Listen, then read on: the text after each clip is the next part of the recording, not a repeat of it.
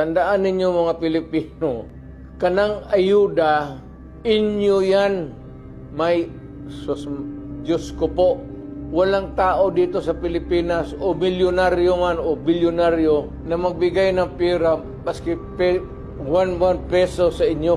Walang taong magagawa ng lalo na yung mga mayaman. Yung binibigay ng mga politiko, milyonaryo man o mahirap, hindi nila pera yan. Pera ninyo. Kaya kung may problema ang bayan, tapos ang isyo na sa harap ninyo, you are made to choose in either referendum or plebiscite, maawa naman kayo sa anak ninyo, future generation. Isipin ninyo yung problema. Yung ibigay ninyo ng pera, kunin ninyo, kay pera ninyo yan. Hindi ko itong nag-imprinta yan sila ng pera, ipamigay. No, it's your money. Ninanakaw nila yan.